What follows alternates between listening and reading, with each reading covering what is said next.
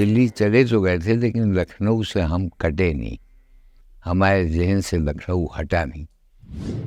ہمارے پورے خاندان کے لوگ جو تھے یا شاعر تھے یا صحافی تھے یا ادیب تھے یا افسانہ نگار تھے یا فلم اسٹوری لکھنے والے تھے یا پھر ایک ہی آدمی میں اتنی کوالٹی جو تھی وہ موجود تھی۔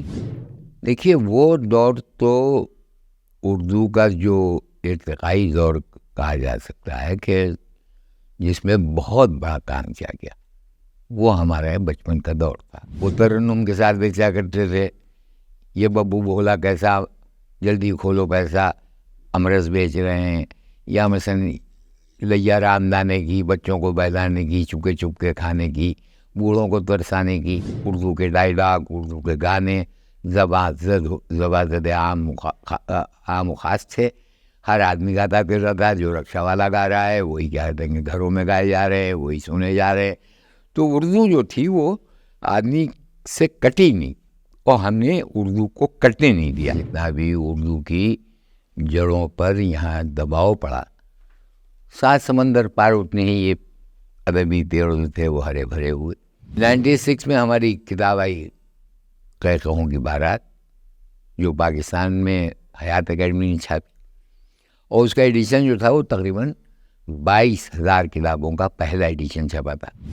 طنز میں اور گالی میں ایک بال کا فرق ہے، اگر آپ اس بال پر کھڑے ہو کے شعر کہہ رہے ہیں، مثلا جس کے لیے آپ نے طنز کیا ہے وہ بھی شگفتہ ہو جائے تو وہ طنز ہے، اگر اس کی تھیوری پہ شکن پڑتی ہے تو اس کا مطلب آپ نے گالی دی ہے۔ آدمی طنز کا برا نہیں مانتا، گالی کا برا مانتا۔ ایک الزام یہ بھی آتا ہے کہ اردو سے نئی نسلیں جو ہیں وہ کٹ رہی ہیں۔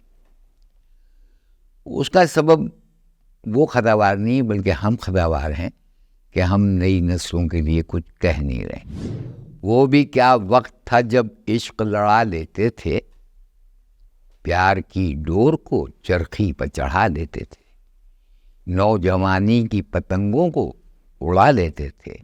جو عمر بچ گئی ہے وہ بھی تو جا رہی ہے، کس کی عنایتیں ہیں موبائل پر ہمارے، ان آخری دنوں میں مس کال آ رہی ہے۔ اب ہمارا تو پورا خاندان جو تھا وہ لکھنوئی کا رہنے والا تھا، ہم بھی لکھنوئی میں رہے، لیکن روٹی روزی جو ہے وہ کسی شخص کو سکون سے کہیں بیٹھے نہیں دیتی۔ یہاں جس کا رزق لکھا ہے اس کو جانا پڑتا ہے۔ ہم کو بھی 14 مئی 1972 کو لکھنؤ چھوڑنا پڑا اور ہم دہلی چلے گئے، اور دہلی میں ہم نے 8 سال ایجوکیشن منسٹری میں سروس کی۔ اس کے بعد جے این یو بن رہی تھی، اور پھر جے این یو جو تھی وہ بن گئی، اور مونی سرحد صاحب جو تھے انہوں نے ہم کو جے این یو بھیج دیا۔ جے این یو آ گئے، تقریباً 25 سال ہم نے وہاں نوکری کی، اور 94 میں ہم ریٹائر ہو گئے 3 اکتوبر کو۔ تو یہی سب رہا، لیکن لکھنؤ دلی چلے تو گئے تھے لیکن لکھنؤ سے ہم کٹے نہیں، ہمارے ذہن سے لکھنؤ ہٹا نہیں۔ مستقل یہی خیال کرتے تھے کہ جب ریٹائر ہو جائیں گے، وہ فرصت ملی اور زندہ رہے، اس وقت تک تو ہم لکھنؤ ہی جائیں گے اور وہیں جا کے اپنا آشیانہ بنائیں گے۔ اور اللہ کا شکر ہے اور لوگوں کی مہربانیاں ہیں کہ ہم لکھنؤ آ گئے، اور لکھنؤ میں ہم نے اپنے رہنے کے لیے جیسا بھی ٹوٹا پھوٹا جو بھی مقدر میں لکھا تھا وہ کوششوں سے اور اللہ کی رحمتوں سے وہ بن گیا، اور ہم سکون سے لکھنؤ میں اب چین کی زندگی گزار۔ شعر و ادب سے گھرا تھا ہمارا گھر، جو تھا وہ ایک یونیورسٹی تھا۔ ہمارے پورے خاندان کے لوگ جو تھے یا شاعر تھے یا صحافی تھے یا ادیب تھے یا افسانہ نگار تھے یا فلم اسٹوری لکھنے والے تھے، یا پھر ایک ہی آدمی میں اتنی کوالٹی جو تھی وہ موجود تھی، اور ہمارے یہاں شاعری برستی تھی۔ ہمارے والد مولانا صاحب شاعر لکھنوی، ان کے 85 شاگرد تھے، لیکن وہ خود مولوی تھے جو اپنی شعر و سخن کو دوسروں پر ظاہر نہیں کر سکتے تھے کہ ہم شاعر ہیں، لیکن ان کے اندر ایک شاعر تھا جو ہر وقت مشغلہ کرتا تھا اور دوسروں کو صاحب دیوان بنا دیا، اور خود الگ رہے. اور پھر انہوں نے زینت کی اسٹوری لکھی تو شوکت حسین کے نام سے لکھی، اپنے نام سے نہیں دی. پھر اس کے تمام گانے نقشب کے نام سے دیے، اپنے نام سے نہیں دیے. اور وہ قوالی، وہ آہن نہ بھری شکوے نہ کیے، کچھ بھی نہ زبان سے کام لیا. ہم دل کو پکڑ کے بیٹھ گئے، ہاتھوں سے کلیجہ تھام لیا، جس کا جواب آج بھی قوالیوں میں، ہندوستان کی جو تاریخ قوالیوں کی ہے اس میں ایسی قوالی نہیں لکھی گئی. تو اب وہاں رہنے کے بعد اگر کوئی آدمی شاعری سے شرابور نہ ہو تو یہ پھر اس کی بدقسمتی ہو سکتی ہے. ہمارے یہاں وقتی مشاعرے ہوتے تھے، ہمارے چچا شاگرد سالک صاحب، فضل لکھنوی صاحب، ماہر لکھنوی، اور اسی طرح سے سینکڑوں لوگ ہمارے خاندان میں تھے جو ان طرح مشاعروں میں شرکت کرتے تھے، جو صرف 2 گھنٹے کا وقت دیا جاتا تھا، مصرع وہیں نکالا جاتا تھا، اور سب لوگ کیا دیں گے بیٹھ کے 2 گھنٹے میں جتنے بھی شعر کہہ سکیں. یہ ضروری نہیں ہے کہ وہ پوری غزل کہہ دیں یا یہ کہہ دیں، جتنے بھی شعر ہو جائے. تو ہمارے ابا کو یہ پتہ چلتا تھا کہ ان کا کون سا شاگرد جو ہے وہ کس مقام پر پہنچ گیا ہے. تو ہم نے تو اپنے بچپنے میں شاعری کو سکھاتے ہوئے دیکھا کہ شاعری سکھائی جا رہی ہے. پہلے غزلوں میں سے جو غیر معروف غزلیں ہوتی تھیں اس میں سے لفظیں اٹھا لی جاتی تھیں اور ان کو بلینکس بنا دیا جاتا تھا. اس کے بعد جو مبتدی، جو ابھی لوگ آئے ہیں، جو بچے ہیں، جو نئی نسلیں اس زمانے میں تھیں، ان کو ایک ایک پرچہ دے دیا جاتا، جا کے یہ بلینک کرو. اور تو بسا اوقات ایسا ہوتا تھا کہ ایک مبتدی لڑکا ایسی لفظ رکھ دیتا تھا جو شعر آسمان پر پہنچ جاتا تھا. تو یہ سب ہوتا تھا. پھر اس کے لیے ہوتا تھا کہ آپ شاعر ہیں، ایک سرٹیفکیٹ ملتا تھا، آپ شعر کہہ سکتے ہیں، آپ کو سرٹیفکیٹ ملتا تھا. پھر دوسرا سرٹیفکیٹ یہ ہوتا تھا کہ اب آپ کو اپنا کلام دکھانے کی ضرورت نہیں ہے، آپ خود کہیں اور بغیر کسی کو دکھائے ہوئے آپ پڑھ سکتے. اور آخری سرٹیفکیٹ جس کو آج شاعری کی PhD کہا جائے، وہ یہ ہوتا تھا کہ اب آپ دوسروں کا کلام دیکھ سکتے. تو اب یہ استاد ہونے کی ڈگری جو تھی وہ وہیں سے ملتی تھی. تو بڑے بڑے لوگ شاعر رہے، اور پھر ہمارے یہاں جوش کا بھی آنا جانا رہا، جگر صاحب کا بھی آنا جانا رہا. تو ایسا لگتا تھا کہ ہر گھر جو ہے وہ ایک اسکول. ایک زمانے میں لکھنؤ میں یہی تھا کہ ہر گھر ایک اسکول ہوتا تھا شاعری کا، ہر محلہ کی یونیورسٹی ہوتا تھا.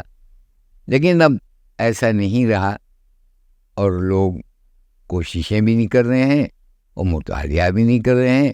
دوسروں سے پوچھ لینے میں اپنی انسلٹ سمجھتے ہیں، جبکہ ایسا نہیں ہونا چاہیے. اگر خود کیا دیں کہیں کے اوپر کوئی کمزوری دکھائی دے رہی ہے تو کسی سے پوچھ لینے میں کوئی پریشانی نہیں ہے. ہر آدمی کا ایک معلم ہوتا ہے.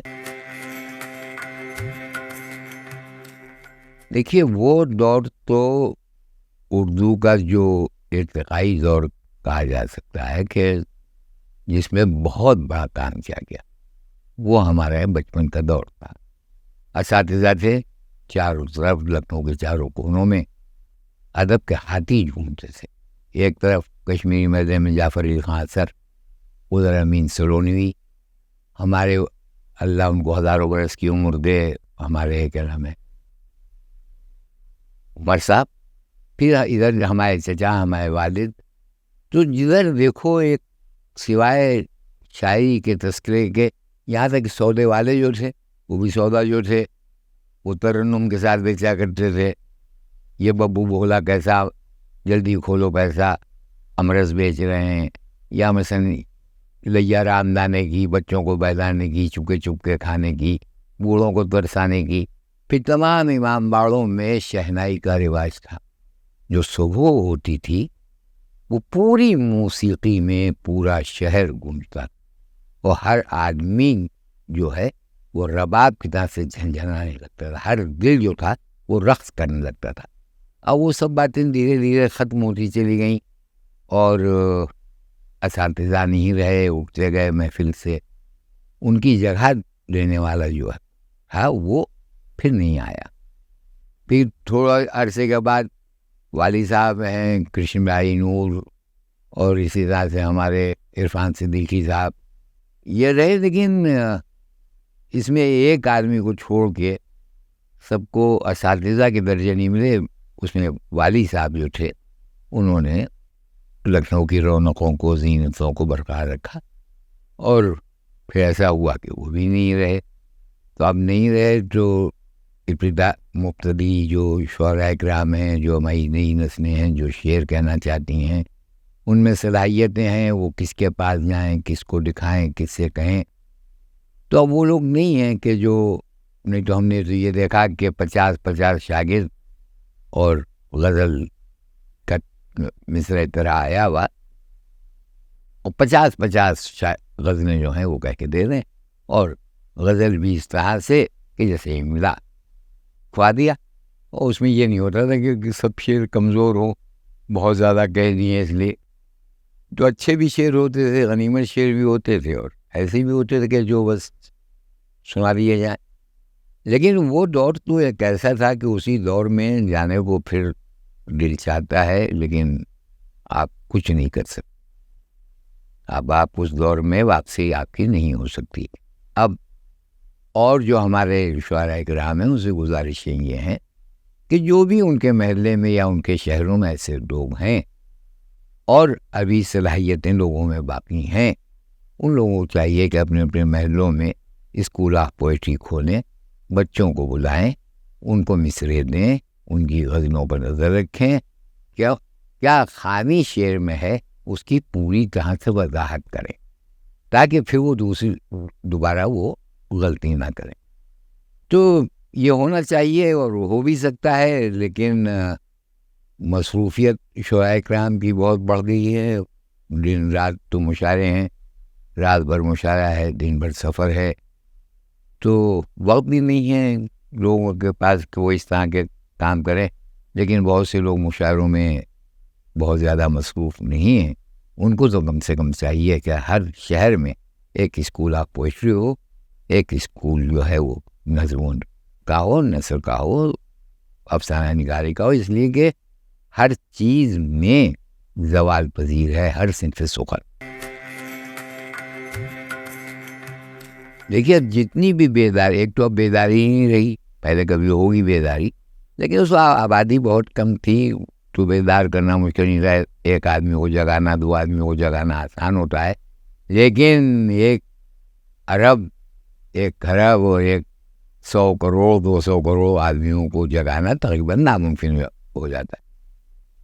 لیکن پھر بھی جتنا شاعر سماج کی سیوا کر سکتے ہیں، خدمتیں کر سکتے ہیں، اتنی کرتے ہیں. ہر برائی پر آپ کے ذہن کو مبذول کراتے ہیں کہ آپ نے یہ غلطی کی ہے. یہ غریبی کی لائن، غربتوں کا مسئلہ، یہ گھریلو تشدد، یہ سب اس زمانے میں اتنے نہیں تھے جتنے اب بڑھے ہیں. یا مثلا اب جیسے میں مشاعرے میں کہتا رہتا ہوں کہ میری عمر جو ہے وہ وینگ کی نہیں ہے، طنز کی نہیں ہے. اب ہماری بہنیں، ہماری بچیاں سمجھیں کہ ہم جو بھی کہہ رہے ہیں وہ نصیحت ہے، اس کو قبول کریں، اس کو یہ نہ سوچیں کہ ہم ان کے اوپر طنز کریں. سوال ہی نہیں پیدا ہوتا. اردو جو ہے روح ہے. آج بھی کوئی اسٹیج ایسا نہیں ہے جہاں آپ مختلف نظریوں کے لوگوں کو شانہ بشانہ بٹھا سکتے. صرف کبھی سمیلن و مشاعرے ایسے رہ گئے ہیں جہاں آج بھی مختلف نظریے کے لوگ، مختلف مذاہب کے لوگ، مختلف سوچ کے لوگ جو ہے وہ شانہ بشانہ بیٹھ جاتے. جب ملک تقسیم ہوا ہے اس وقت خالی یہ نہیں تھا کہ 2 ریاستیں بن جائیں، ایک مسلمانوں کی ہو جائے اور ایک ہندوؤں کی ہو جائے. یہ مسئلہ نہیں تھا، بلکہ اردو بھی وجہ تقسیم مانی گئی کہ ملک کا بٹوارا اردو کی وجہ سے ہوا. اب یہ کہ اس وقت آپ، جس وقت کے نیا پارٹیشن ہوا تھا، اس وقت آپ الف بھی نہیں کہہ سکتے، اس لیے کہ اگر آپ نے الف بھی کہا تو لوگوں نے حساب آپ نے اردو کے لیے ایک نیا اسکول کھول لیا ہے، آپ اپنی ساری اردو اٹھائیے اور آپ پاکستان چلے جائیے. اس وقت اردو کو بچایا کیسا جائے؟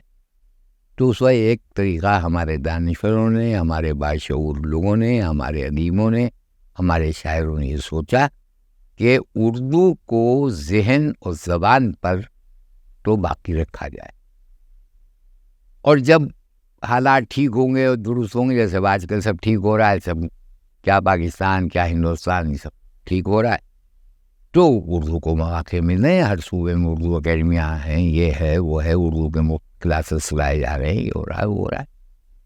تو اس وقت ہم لوگوں نے یہ طے کر لیا تھا کہ پہلے زبان کو ذہن سے اردو نہ اترنے پائے، الف جو ہے اور اردو کا جو سکھانا ہے، جب حالات درست ہوں گے تو ہم کریں گے. تو ہماری فلموں نے بھی اس میں بڑے رول ادا کیے، اردو کے ڈائلاگ، اردو کے گانے زبان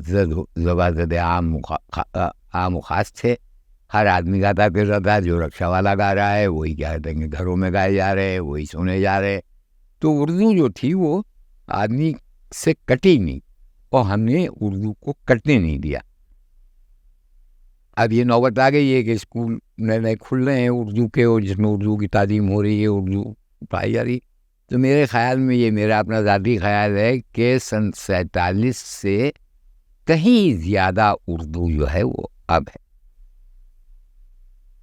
کیا اس زمانے میں اتنی بھیڑیں ہوتی تھیں مشاعروں میں؟ نشست ٹائپ مشاعرے ہوتے تھے جس میں 200 400 500 آدمی ہوتے تھے، وہ مشاعرہ ہو جاتا. آج ایسا لگتا ہے کہ مشاعرہ نہیں ہے، میلہ ہے، اور اس میں سننے والے جو ہیں وہ بلا تفریق مذہب و ملت شرکت کر. ہندو بھی اردو کو اتنا ہی پسند کرتے ہیں، مسلمان بھی اتنا ہی پسند کرتے ہیں، عیسائی بھی اتنا ہی پسند کرتے ہیں. اب یہ جو سیاسی باتیں نکل آتی ہیں کہ اردو جو ہے مسلمانوں کی زبان ہے، تو دو چار آدمی، دو چار دماغ تو ہر معاشرے میں سے ہوتے ہیں. جب یہ بات کہی گئی تھی، جو سب سے پہلے شعر میں نے کہا تھا، قطع میں نے کہا تھا کہ کیوں ہمارے خون کو پانی کیے دیتے ہیں آپ، دوستوں کو دشمن جانی کیے دیتے ہیں آپ، وہ زبان جو ہے فراق و شاد و شنکر کی زبان، اس زبان کی کیوں مسلمانی کیے دیتے ہیں آپ. تو اس وقت ہمارے شاعروں میں شاد بھی تھے، ہمارے چکبز بھی تھے، اور اگر اردو کو مذہب کے نام پر تقسیم کر جائے تو اردو کو بہت بڑا خسارہ ہوگا. کیا آپ چکبز جیسے شاعر لا سکتے ہیں؟ کیا آپ فراق گورکھپوری جیسے شاعر آپ کے پاس ہیں؟ کیا آپ پنجاب جائیں، آپ کہنے میں ہریانہ جائیں تو ایسا لگتا ہے کہ آپ کوئی پنجابی صوبے میں نہیں ہیں، مگر اردو بولنے والے قیامت کے شاعر، قیامت کے آزاد گلاٹی ہو کہ ہمارے اور دوسرے لوگ ہوں، کم سے کم نہیں تو ایک ایک صوبے میں ہزار شاعر جن کو ہم استاد کہہ سکتے ہیں وہ موجود ہیں. لیکن تلاش ہماری جو ہے وہ جاری نہیں ہے. ہم کو ایک پورا خاکہ تیار کرنا پڑے گا کہ کس جگہ کہاں کہاں اردو شاعری ہے اور کون کون شاعر ہے. تو یہ اندازہ ہو جائے گا کہ آپ کو کتنے ابھی شاعر ہیں، پنجاب میں کتنے ہیں، لدھیانہ میں کتنے ہیں، مدھیہ پردیش میں کتنے ہیں، اور یہاں تک کیا جہاں ہندی بولی نہیں جاتی، مثلا تمل ناڈو وغیرہ میں، اور کوئی زبان وہاں نہیں بولی جاتی، لیکن وہاں بھی اردو کے اخبار نکلتے ہیں، روزنامے نکلتے ہیں جن کی 1,60,000 اشاعت ہے. اس کا مطلب ہے کہ وہاں اردو پڑھی جا رہی، تبھی تو اخبار 1,60,000 نکل رہا ہے. پھر زبردست مشاعرے ہوتے ہیں، جہاں مدراس ہوتا ہے اور چک منگلور ہو کے کوئی سا بھی وہ ادھر کے وہ مشاعرے ہوتے ہیں، اور شاندار مشاعرے ہوتے ہیں. دیکھیے، لوگوں نے اصل میں قصہ یہ ہے کہ مزاحیہ شاعری کو بہت ہی چھوٹے اور سستے دائرے میں قید کرنے کی کوشش کی. وہ یہ چاہتے ہیں کہ کسی صورت سے آدمی جو ہے وہ ہنس دے.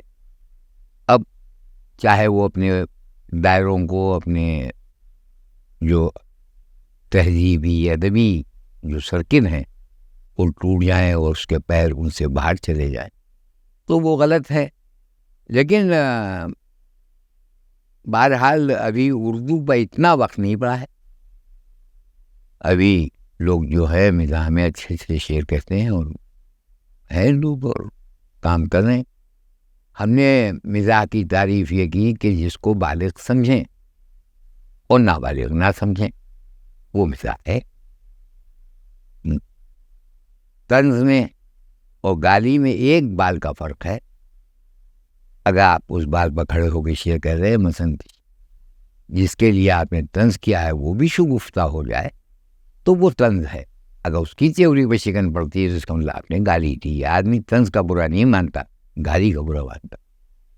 تو لوگوں کو ذرا دھیان رکھنا چاہیے کہ آپ کس زبان سے تعلق رکھتے ہیں، کس معیار کی شاعری ہونا چاہیے۔ وہ شاعری جو کاغذ پہ بھی اچھی لگے، وہ شاعری جو مشاعروں میں بھی پسند کی جائے۔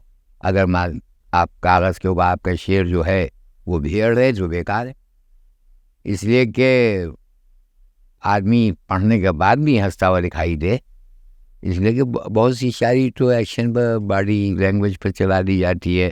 شعر نہیں چل رہا تو گردن چلا دی، کولا چلا دیا، یہ کر دیا، وہ کر دیا، تو پھر وہ شاعری کا حصہ باڈی لینگویج نہیں رہتی، وہ ایک الگ سے کوئی چیز پیدا ہو جاتی ہے۔ 3 کتابیں آئیں 1990 میں، ہم نے انڈر کیز شائع کی، اردو اکیڈمی کی ہے، مالی تعاون سے اردو اکیڈمی دے دی۔ پھر 96 میں ہماری کتاب آئی قہقہوں کی بارات، جو پاکستان میں حیات اکیڈمی نے چھاپی، اور اس کا ایڈیشن جو تھا وہ تقریباً 22,000 کتابوں کا پہلا ایڈیشن چھپا تھا، لیکن وہ کتاب پاکستان میں بھی نایاب ہے، میرے پاس بھی ایک ہی۔ تیسری کتاب میں نے خود چھاپی۔ میں نے دیکھا کہ کسی بھی پبلشر کو کتاب دینا ٹھیک نہیں ہے، اس لیے کہ آپ کیوں ان کے پاس بھاگیں پیسے لینے کے لیے، دوڑنے کے لیے۔ کتاب ہم نے پھر پس روشنی چھاپی، اور یہ چھپی 81 میں، نہیں 91 میں یہ کتاب چھپی۔ تو اب ہمارے ایک ایک کتاب رہ گئی ان سب کی، اب اس سے کلیات چھپ رہی ہے، جو 3 کتابیں یہ، اور اب تک جتنا ہم نے کہا ہے وہ کلیات میں آ جائے گا۔ وہ کلیات جو ہے وہ 300 کلیاتیں چھپ رہی ہیں۔ کلام کیسے ہی صحیح، لیکن کلیات جو انشاءاللہ شاندار ہوگی، اور اس کی قیمت بھی بہت ہے، 5,000 روپے قیمت ہے اس کی۔ تو یہ سب کتابیں باہر بک جائیں گی، یا لائبریریز خریدیں گی، یہ کریں گی، وہ کریں گی۔